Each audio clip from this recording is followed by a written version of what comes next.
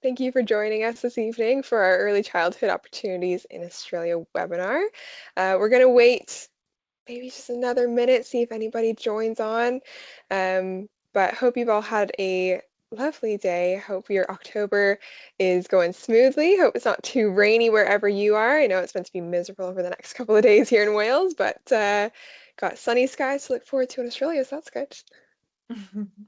And half term is treating you well? Oh, actually, I don't think you get a half term. Hey, do they get a half term, I'm Corey? No. I'm not too sure, unfortunately. Yeah. Yeah, but So you know what? The countdown to Christmas is on, so there is that as well. all right.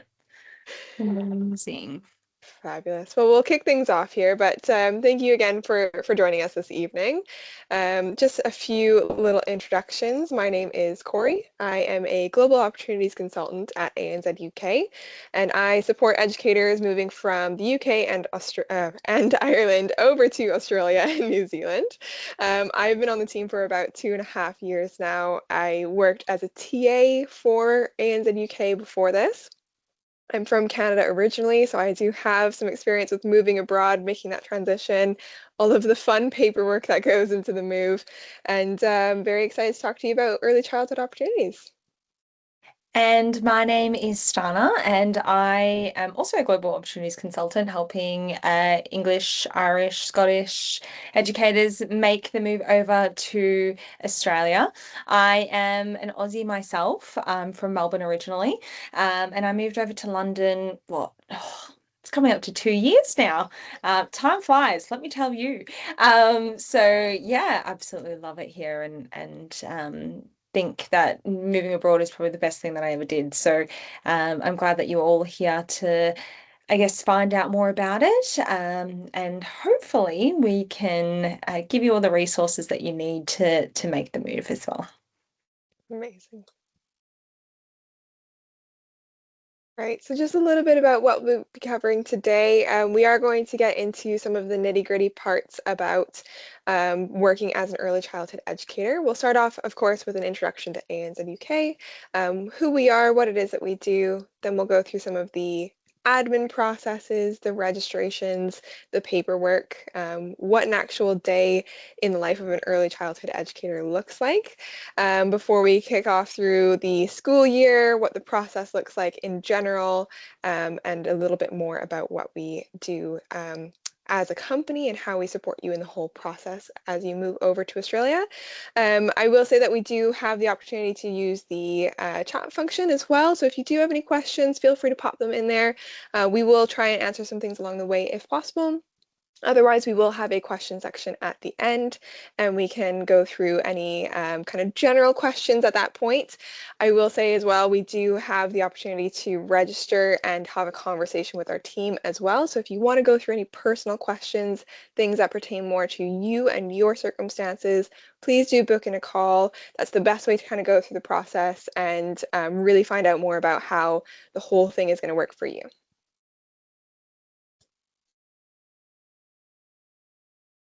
Amazing. So a little bit of an introduction to ANZUK. So ANZUK was founded 20 years ago. Hey. And ANZUK has supported many educators traveling to a new geography. We actually started our CEO, Dan Mundy, actually started the business after he was living in London and realized there was a bit of a gap in the market, and realized that he could send educators to Australia. And what do you know? 20 years later, we're now a global business. We've got offices across Australia, Canada, New Zealand, the UK, Europe. Our boss actually lives in Denmark, which is really good. So, yeah, we've grown so much. We have an Ausbound team, which is who Corey and I are a part of. We also have a UK bound team as well.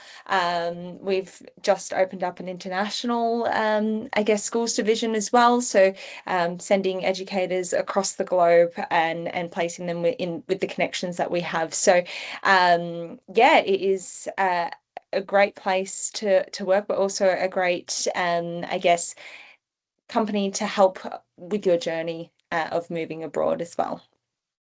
And a lot of us in all of the teams across the world are also travelers. We're also educators. Many of us have relocated to different countries. So a lot of us really do understand the journey that you're going through as well. Definitely. Just a little bit about ANZUK as well. So we really focus on creating exceptional experiences for our educators, but also for ourselves as well, as a business. I feel like that also trickles into the way that we approach all of our conversations with our educators. We follow a very, I guess, ingrained set of values. Be great. Now, be great is obviously it's be great, but also each letter does stand for something. So belief, equity, growth, relationships, empower, attitude, and team, that we all, try and embody every single day, working for ANZUK. And we also follow our promise of the right educator, the right place, and the right time. We really want to help place the right teacher in every classroom, and make sure that we are, catering not just to the educator, but also to the school as well.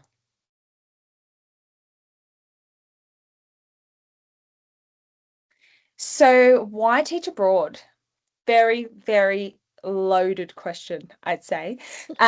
So we've really we've really cut it up into three different parts. So personal growth, career development, and life experience.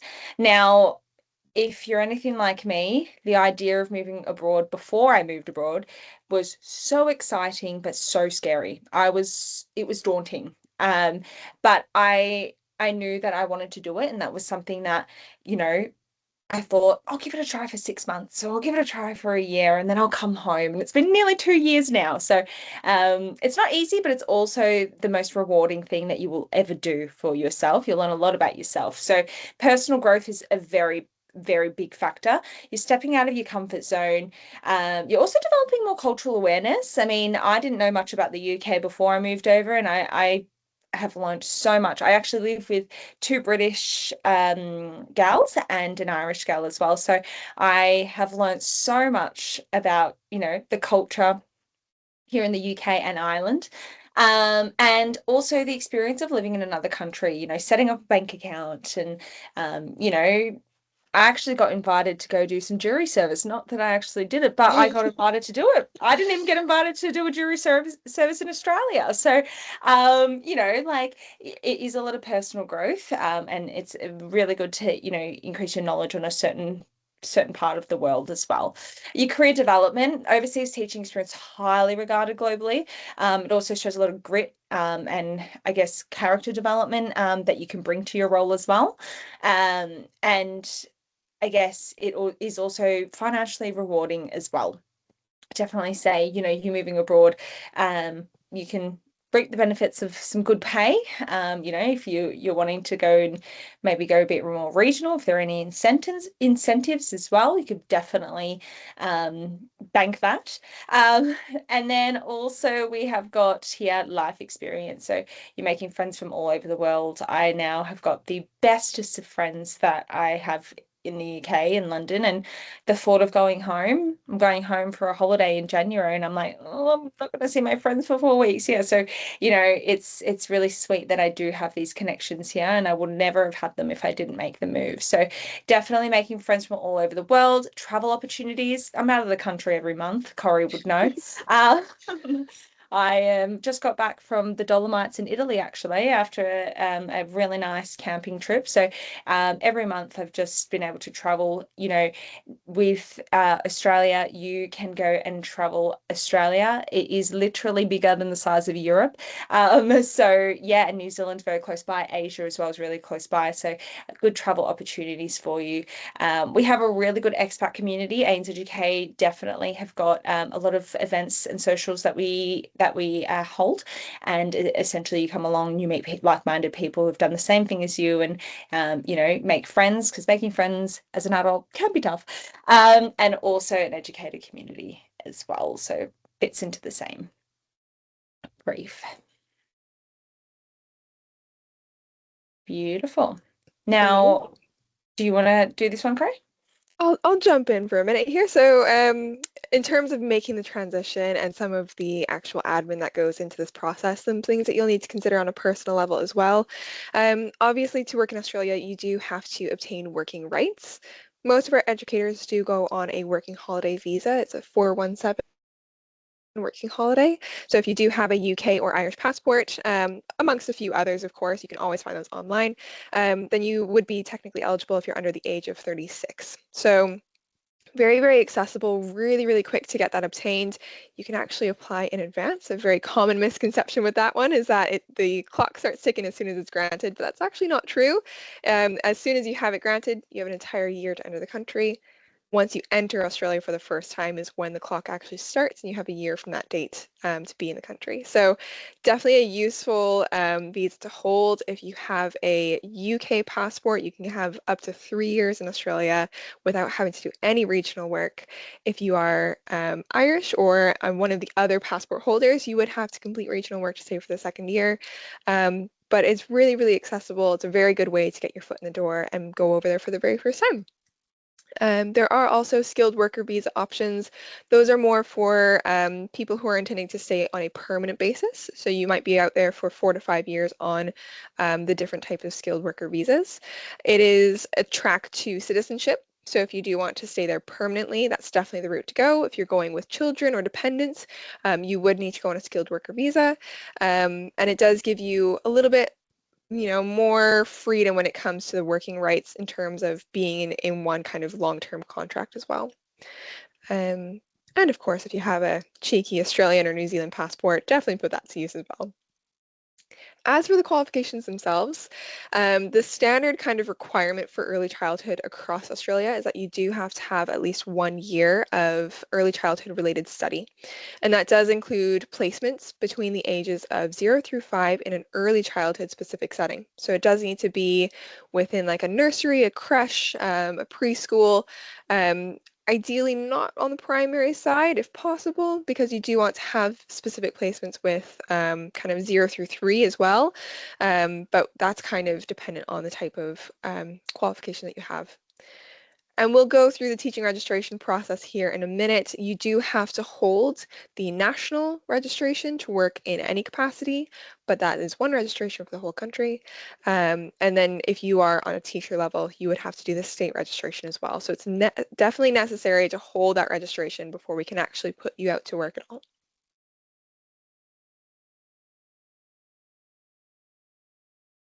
Amazing. So we'll get right into the registration process. The very first thing that you need to know about working as an early childhood educator in Australia is that you do need to register with ACECQA, which is the Australian Children's Education and Care Quality Authority, which is a very, very long-winded title, so we just call it ACECQA.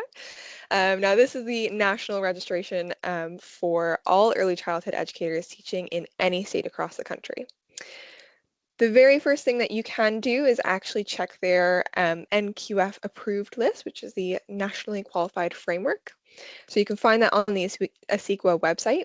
And you can type in your qualification, you can type in the university you obtained it from, the title, and if you do find your exact match for a qualification, that means that you're actually pre-approved. You don't actually have to do the whole rest of the process. It'll tell you what level of educator that you are approved at, and you can kind of just go ahead with the process from there, knowing that you are eligible to work as an early childhood educator when you get there.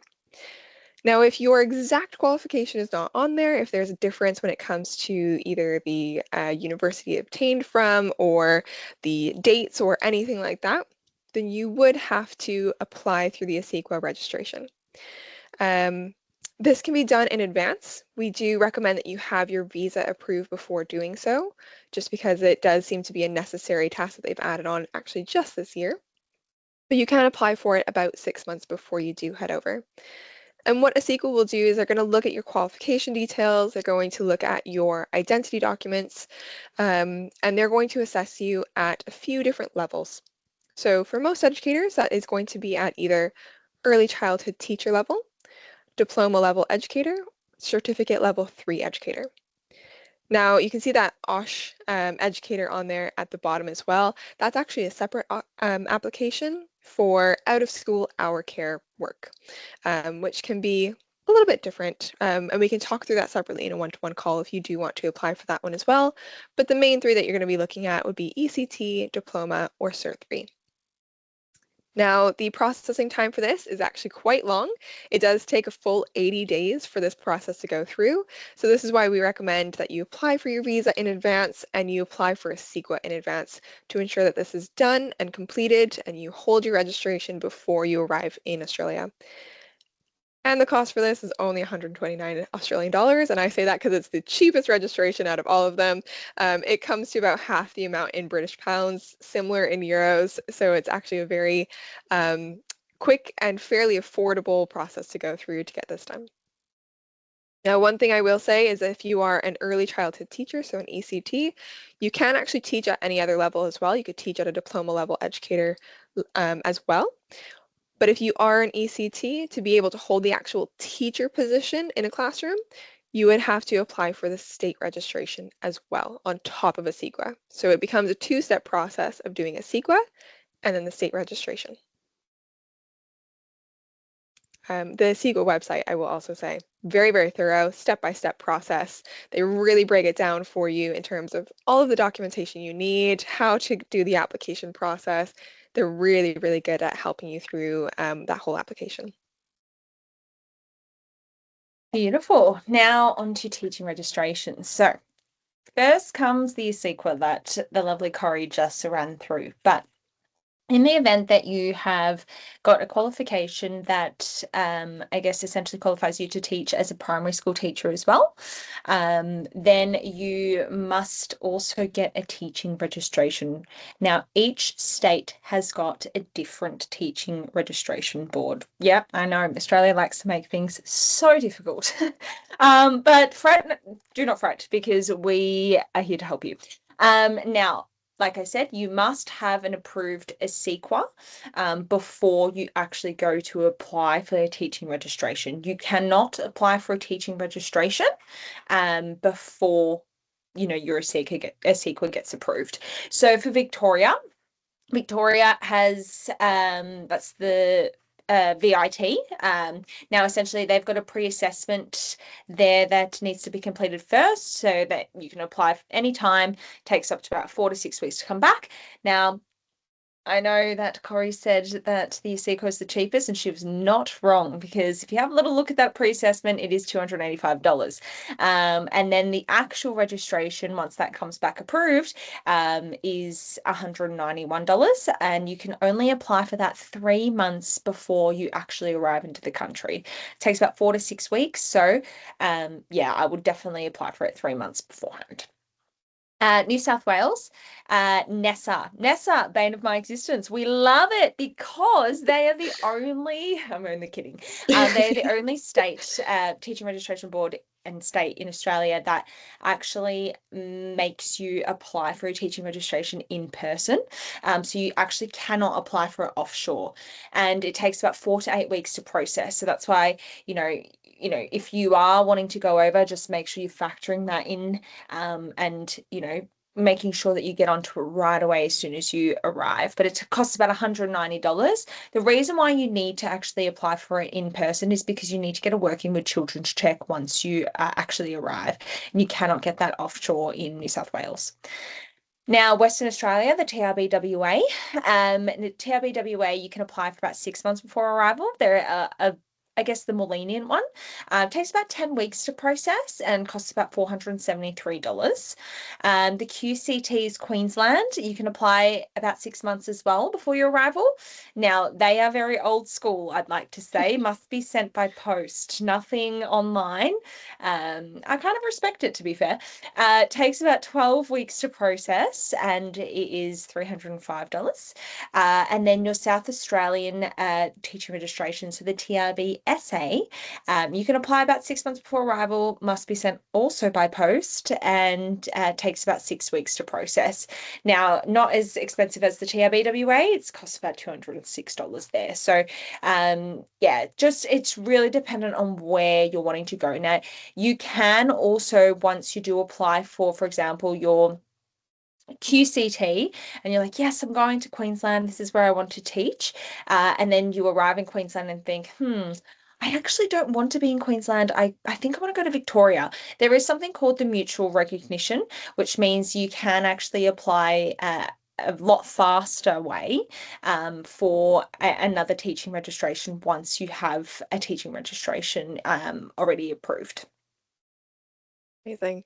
And I will say, with all of this, reach out to us in advance. You are more than welcome to book in a conversation with us 12 months, even longer before you go. If you're thinking of arriving anytime between now and December of 2026, have a conversation with us in advance because we can break down your timeline for this whole application process before you get there. And do remember, your ACECQA you can do before you arrive. So even if you are going somewhere like New South Wales, where the registration is going to take you about 2 months before you can actually hold that teacher level, you can still hold a diploma level position and still be working straight away. So actually having that ACECQA done is a really, really handy tool to make sure that you are not losing out on that precious work time.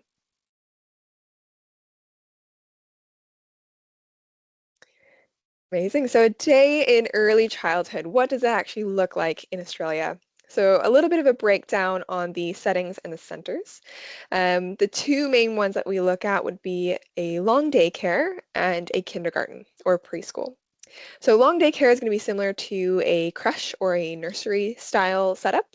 It's going to cover the full age range of about 6 months to 5 years old. They do have different, of course, classrooms for every age grouping as well. These centers are typically open between 6:30 to 6:30.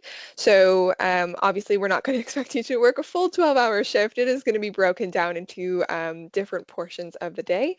I think the shortest amount that you could do in a long day care would probably be about 4 hours is what we typically see.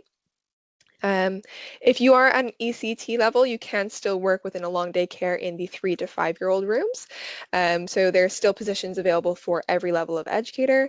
And then the Cert III and the Diploma educators would work across all age groups. So a lot more in the babies and the toddler rooms, but they are still going to support in the 3 to 5-year-old rooms as well. Now, sessional kindergarten and preschools are going to be more similar to the UK kind of reception equivalent. So that very first young year in primary settings, it's typically ages 3 to 5. Some are still ages 4 to 5. There might be a little bit more specific as well. And it is a little bit more like your standard kind of school day setup. So that 8:30 to 3:30 kind of classroom day. There are some settings as well that do have half day sessions. They might have full day sessions. Kind of depends where you go as well. But of course, before we offer you any position, we are going to tell you exactly what the setting would be, what the hours would be as well. Now, as for the actual roles and what your ACECQA assessment level would kind of mean in terms of working and what you'd be able to do within the classroom there. So if you are at a Cert III level educator, you can work across all age groups. You're an assistant educator in any classroom that you'd go into. So again, a lot of roles within the kind of babies through toddler kind of age groups, but you can still be in the 3 to 5-year-old rooms as well. The pay minimum $35 an hour is what we're typically seeing. These rates are specifically for Victoria, but they are similar across the country as well. So around 35 would be the minimum in any state that you'd go to. Diploma level would be very similar to Cert III in that you could work across all age groups. Again, long day care, and I believe in some kindergarten classrooms as well, they do have to have a certain ratio of diploma educators on staff at all time. So you would be the lead educator in the setting and in the classroom there as well. And the pay is a little bit higher of a minimum at 41 per hour. Now, as for ECT, that's again going to be specifically 3 to 5 years classrooms. You can also, again, teach down to the diploma level as well. So we do highly recommend being open to that if there's not a teacher level position open that day. be open to trying out a diploma level. You can be in that kind of 3 to 5 year old classroom anyway, but just being the lead educator rather than the teacher, and you can find new settings and try out new places and do a little bit of networking that way as well. So it's really, really good. Um, Hours typically between 9 to 5, or that kind of 8:30 to 5 o'clock kind of start time. And the pay is based on a daily rate rather than the hourly rate. And I see that it's a little bit cut off there, but for a long day care, the daily rate does start around $361 a day. For kinder, it is going to be 347. It is a little bit lower for kinder, but not by much.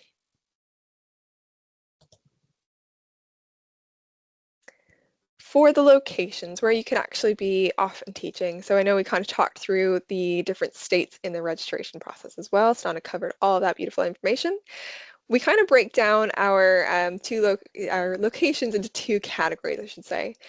Most of our educators do base themselves in Victoria and New South Wales, just because these are very popular locations for educators moving over to Australia for the very first time. Bigger cities, a little bit more metropolitan, lots going on, really easy to travel from those locations. But they also have a lot more going on in terms of just diversity of work. So if you are a dual qualified early childhood and primary educator, you can actually hold both positions in a casual or contract position in those states. We do have opportunities for both roles. So very, very good if you're going with friends, if you're, traveling with family members who are also educators as well. Really good for kind of diversity for everybody. We do have casual roles available, permanent or contract roles available. Um, so it's very, very diversified. You can build into those longer term roles as well. And also, if you're going there and you're thinking, I don't want to get a car, I want to be in a place where I can get around really, really easy. The public transport is better there. We have a lot more events going on, so you can meet other educators. It's really, really accessible for those working holiday visa holders. So great places to base yourself around. Now, the other states, so Western Australia, South Australia, ACT, and Queensland, we do have the same types of roles available in all. So we have those casual roles, as well as having those permanent roles available in each state. The main difference with these, though, is that we do highly recommend having a car in any of these locations. The metro, the public transport is not as accessible. It doesn't get you as far. It's going to take you a lot longer to get into work every single morning. So we do highly recommend um, basing yourself kind of central and having a car to get out as far as you can as well. But still lovely locations, lots going on, and definitely are able to work wherever you go.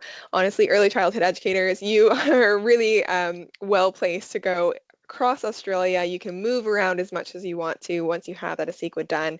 So you can try out each of these locations and try something new across your travels.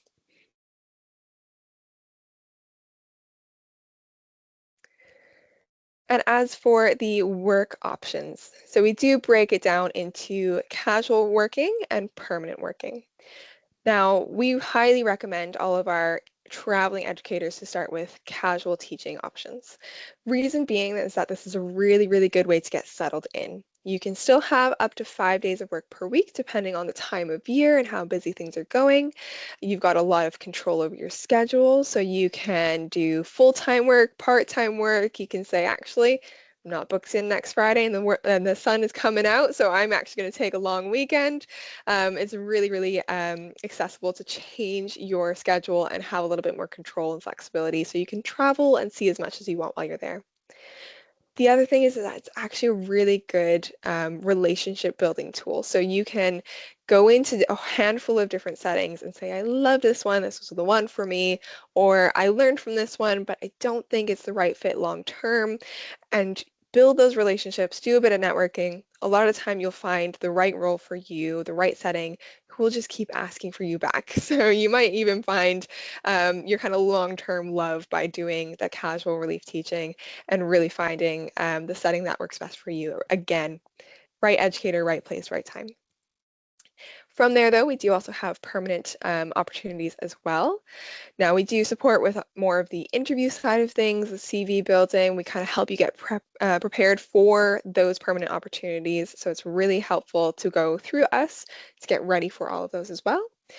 We can organize things via Zoom if you want to have interviews, or if we, kind of need to get you ready and prepared in advance, we can always do video calls between ourselves and the team in Australia as well. So it's very helpful to get you set up before you go. This is available for working holiday visa holders and permanent residency visa holders as well. Um, they've actually currently waived the working holiday limit for early childhood educators. So most people on a working holiday visa can only be with one employer for a maximum of 6 months at a time. Actually, early childhood educators can stay in one contract on one school for a whole year, and they can actually stay there long term.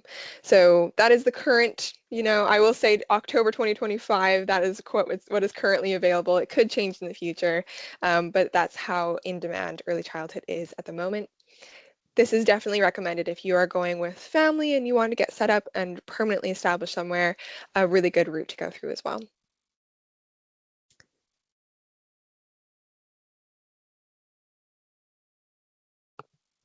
Now, teaching in rural Victoria. Now, there is a great, I guess, incentive that has been created by the Department of Education. And essentially, they have created this incentive to get early childhood teachers to move out to more regional and rural areas. Now, the benefits of this would be, increasing your employment in opportunities, accelerating your teaching career, and it is also personally and professionally rewarding. I'd also add on there as well, really immerse yourself into the Australian culture.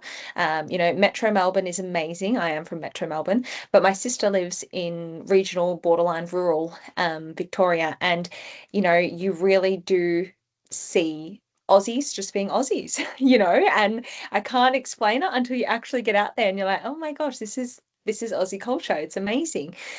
Because you don't really see that in the metro Melbourne area. Now, which isn't a bad thing. Now, in terms of what the incentive is, so as of October 2025, they are working to support families in regional or hard to staff areas. Now, I have to stress it is quite regional or rural. So, we're talking towns in, I guess, a 4-hour drive radius of Metro Melbourne and longer as well. Obviously, your early childhood consultant, if you do make the move over, will run these past you. But essentially, what they will do is they will offer an incentive. Now, it's dependent on where you accept a job. Anything from $9,000 for, I guess, the closer to the Metro Melbourne area a year, 21,000 for a regional area, and then $50,000 for a rural area, and that's quite far into the, I guess, rural Victoria. So I'm not sugarcoating it here. I am telling you it is in the sticks, but it is such a great way for you to, I guess, experience really immersing yourself into the Australian culture. Some of the best people I know are from regional and rural Victoria as well, my sister included. So definitely a lot of opportunities will be available for ECTs, and also combined kinder groups as well. But like Corey said before, please make sure that you book in a call with us and we can run through what your options are. Obviously, not everyone would be interested, but let me tell you, it's one of the best things that you could do as well. Absolutely. And I will say the incentives would be spread out over 3 years. So if you're getting the 9,000 incentive, then that would be divvied out between the 3-year contract that you'd be on with that setting. But you really get the chance to immerse yourself in that community and really integrate yourself there. So especially if you're going with family, if you're relocating permanently, this could be a really, really good option for you as well.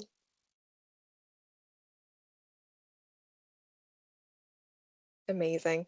So the Academic year. Now, I know that it's going to be a little bit different to what the primary and secondary school settings are going to look like. This is the academic year for primary and setting schools, but primary and secondary settings, I should say. But it does cover very, very similar layout to the early childhood kind of format as well. Now, the kind of year starts out around the Christmas summertime. The settings do typically have about 2 weeks off around Christmas and the New Year. So most places will be closed at that time. And of course, all of the bank holidays will be closed as well. That being said, most settings are open 50 out of 52 weeks of the year. So there is work to be had throughout the whole calendar year. Mind you, if you're arriving for the first time, we really want you to be conscious of when you're arriving and when the work is going to be busiest. So for really consistent work straight away, especially if you are going kind of casually and you want to just kind of try things out and really have 5 days a week straight away, we recommend anywhere between kind of April and September. This kind of term 3 time, July to September, is the busiest time of year, and that's for primary and early childhood as well. So if you're dual qualified, it's a great time to go. But anywhere between kind of terms 2 and terms 3, April through to September, busiest time of year. That's kind of getting into their winter, unfortunately. So you might not get the sun straight away. But it's kind of like the winter over here where people are going to have, more holidays, more closure, more sickness. That is kind of keeping them out of work, which means that there's more opportunities casually as well. If you are a first-time educator and you are arriving in the middle of January, centers might be open, but they're going to be very, very quiet. There's fewer roles available, and they're really going to be relying on educators who they've had in the center previously. So if you get here in July and you try out a handful of different centers, you can be working consistently throughout the year because they already know you, they love you, they're going to prioritize having you come back in. But if you're a first-time educator, we really recommend coming anywhere between kind of April through to September is the ideal. And as for permanent opportunities, they can start at any time. Don't think that you have to get there in January for them to start up straight away. They can kind of be customized to your schedule as well.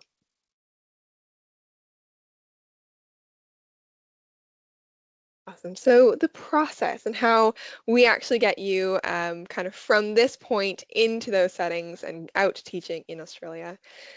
The very first point of contact is going to be our global team. So that might be myself, Stana, or other team members as well, based in the UK. We're going to have a conversation at a time that works for you after working hours, of course. And we'll talk through the kind of process, your plans, your kind of schedule, and how the whole thing is going to work for you. After that, we are going to kind of talk through a CEQA as well, make sure that you start getting the ball rolling as well. Once you have something like your visa granted or you have booked flights or you're a little bit more set on which location that you're going to be based in, at that point, we pass your details on to the team in Australia as well. And they'll do a little bit of an introduction. So we don't get too into the nitty-gritty at that point just yet. They'll reach out to you and say hello, introduce themselves, make sure that they have your contact as well. One of the key things that we do need to do, though, is make sure that your CEQA has come back so that the team is aware of what type of educator you are, so ECT, Diploma, or Cert III. And from there, they will kind of be able to determine what roles are available to you and how they're going to support you best. We also need to complete your references. So we do have to obtain a minimum of 2 references from experience working in early childhood centers within the last 12 months. So it is very important to have recent experience working in a early childhood capacity. We'll complete them for you though to ensure they meet the Australian compliance requirements. And once we have 2 back, then we're clearing you for work on our end.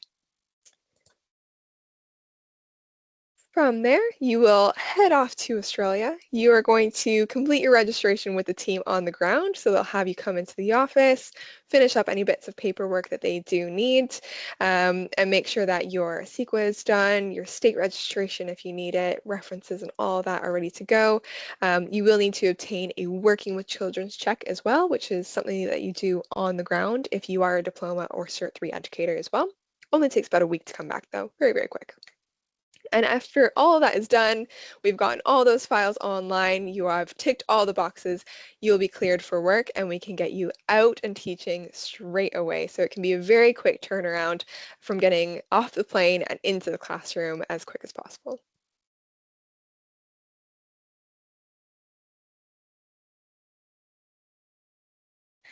Amazing. So these are the resources that we have available, I guess, along your journey and to help you with your journey of teaching abroad and moving abroad as well.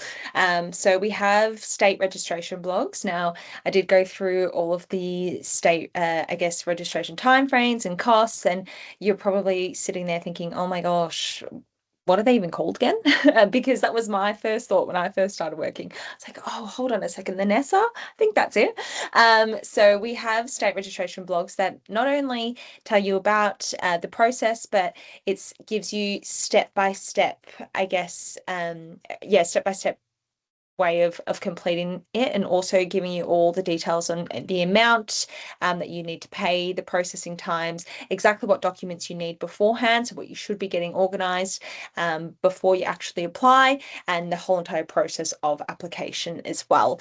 It even gets down to the nitty-gritties of applying for it, what you should I guess click if there is a certain bit that is worded in a different way. I mean, we haven't actually applied for it ourselves, but we've worked with so many educators that we kind of know the process. We also do have area guides as well. So we have got area guides for every different state, but we also have like a map, an interactive map that you'd be able to have a look at and see where the most opportunities are for you in that certain state. We have a Teach in Australia info pack, so it includes everything that you need to know about making your way over, from what to organize beforehand, and what you need to do once you land as well. Monthly webinars.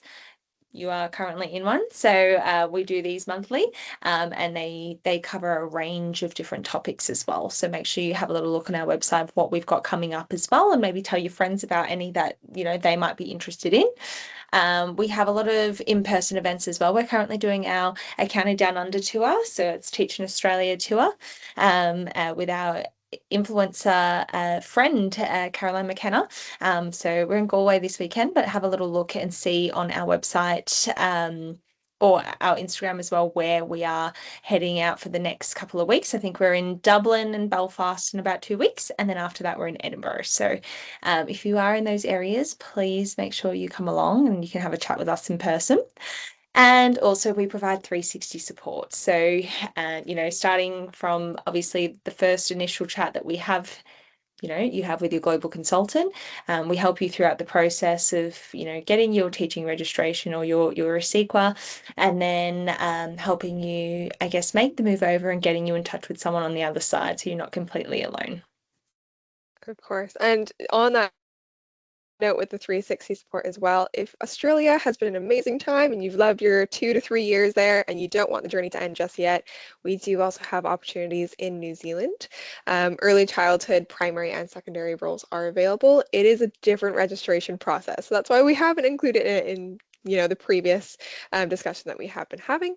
However, if that's of interest to you as well, do mention it. We can make note of it as well. But we do have global consultants on the ground in Australia who can also support you going to New Zealand and vice versa, or back again over here to the UK. So there's team members to support you all around the globe. Amazing. So thank you all so much for coming along and joining us. If you do have any questions at this point, feel free to put them in the chat. Again, if you have personal questions, you're also more than welcome to just book in a call. We are going to send out an email with a recording of this webinar in the next kind of day or so once the recording has come through. And after that, you can book in a call via the links there. But if you do have any general questions, feel free to put them in the chat now.